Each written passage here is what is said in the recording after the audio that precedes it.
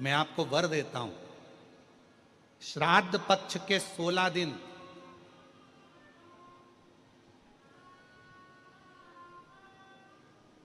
यदि संसार का कोई मनुष्य बेल दूध का प्रयोग करता है, और पितृदोष के 4 लक्षण सबसे प्रबल हैं। दुनिया के कई लोग उनसे कहेंगे कि इनको पितृदोष लग गया, दुनिया के कई लोग कहेंगे इनको पितरों का दोष लगा हुआ है, पितृदोष लगा हुआ है, पितरों का दोष लगा हुआ है, पितृदोष लगा हुआ है। पर वो पितृदोष लगता क्यों?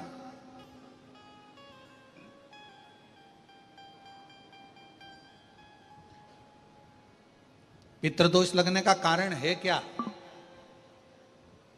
आपने अपने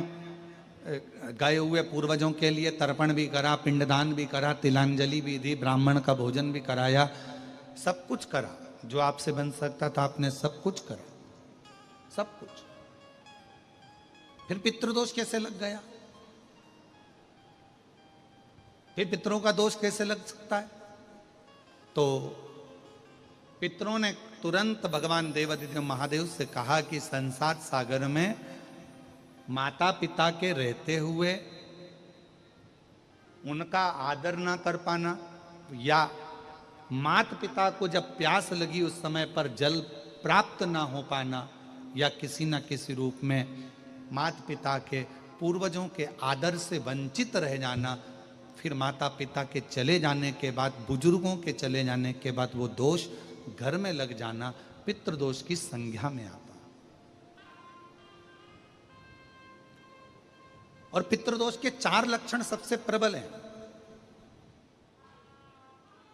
ये कोई भी अनुभव कर सकता है। पितृदोष के 4 लक्षण में पहला लक्षण है 1 रुपया कमाओ, 1.25 रुपये खर्च हो रहे हैं, समझ लेना पितरों का दोष है। दूसरे नंबर का, एक व्यक्ति घर में बीमार है, ठीक हुआ, दूसरा बीमार पड़ गया, तीसरा ठीक हुआ, चौथा बीमार पड़ गया, घर में कोई ना कोई निरंतर बीमार पड़ा हुआ है, दवाई गोली लगी रही है, समझ लो पितरों का दोष है। तीसरे नंबर पर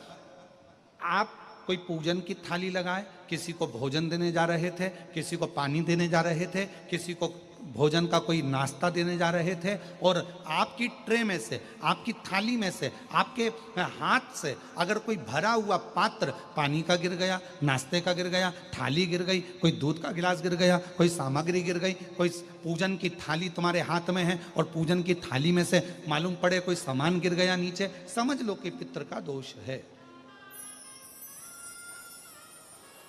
और चौथे नंबर पर पितरों का दोष का वर्णन किया गया, घर में जितने सदस्य रह रहे हैं, अगर वो किसी न किसी रूप में एक दूसरे पर चिढ़कर बोल रहे हैं, क्रोध कर कर बोल रहे हैं। प्रश्न बहुत छोटा सा है, पत्नी ने कुछ कहा, उसका उत्तर पति ने चिढ़कर दिया, पति ने कुछ कहा, पत्नी ने चिढ़कर उत्तर दिया, बच्चों ने कुछ कहा, माँ बाप ने चिढ़कर उत्तर दिया, माँ बाप कुछ बोले, बच्चे चिढ़कर उत्तर दिए, समझ लेना कि कहीं ना कहीं पितरों का दोष। तो भगवान पितृदेव ने अपने दामाद से, भगवान देवादिदेव महादेव से कहा कि संसार सागर में हो सकता है कि संसार सागर में मनुष्य रहता है, मानव रहता है, और उससे गलतियां हो जाती है। तो पितृदोष अगर संसार के लोगों को लगे तो हमारा एक निवेदन है, आप जाते जाते वर दीजिए कि ये पितरों की शांति आपकी आराधना से पूर्ण हो जाए, बस इतना वर दे दीजिए। शिव जी उस समय पर मौन हो गए। भगवान देवादिदेव महादेव एकदम मौन। पार्वती जी ने शिव जी से कहा, आप हमारे नाना जी को वर नहीं देंगे? आप हमारे नाना नानी को वर नहीं देंगे? इन पितरों को और पितराणी को आप वर नहीं देंगे? शिव जी ने वर दिया मां पार्वती जी के नाना जी को और अपने नाना ससुर को, हे पितृदेव,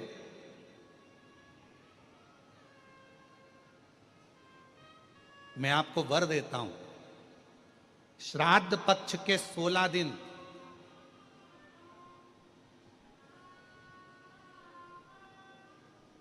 यदि संसार का कोई मनुष्य बेल दूध का प्रयोग करता है, बेल दूध से मतलब होता है बेलपत्र के ये मध्य भाग जो होता है, बेलपत्री की जो नीचे की 2 पत्तियां जो होती है,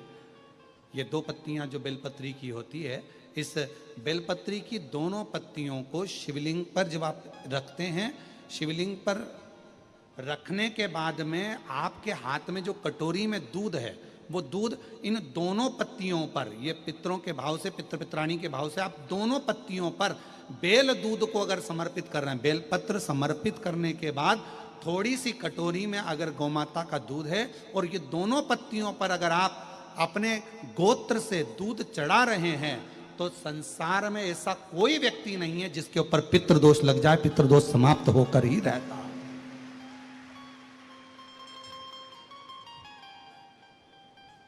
शिवलिंग पर बेलपत्र चढ़ाई, बेलपत्र चढ़ाकर ये नीचे की जो पत्ती है, आपका जो दूध का भाग है वो 2 पत्ती पर चढ़ना चाहिए, तीसरी पत्ती पर जल का भाग आता है। 2 पत्ती पर आपका दूध का भाग रहे। और जब बेल दूध का प्रयोग आप करते हैं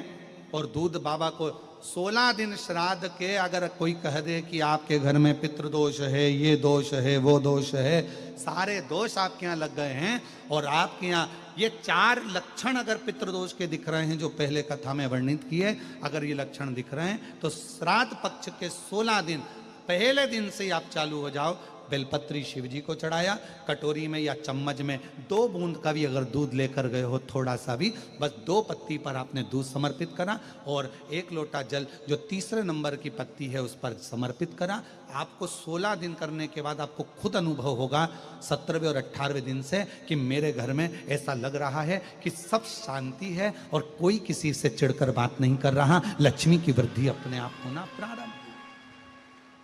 कैसा भी।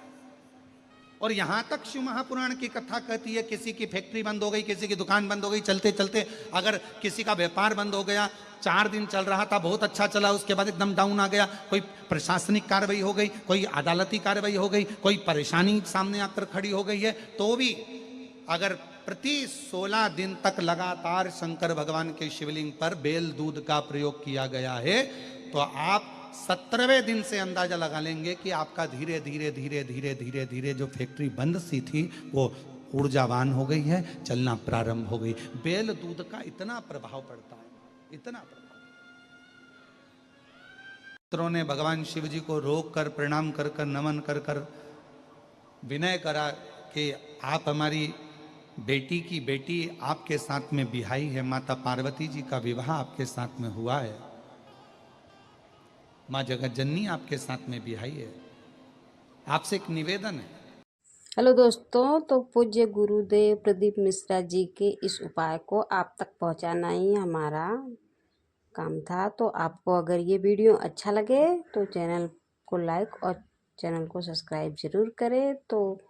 उनके इस उपाय को आप कर सकते हैं और पितृदोष से मुक्त हो सकते हैं।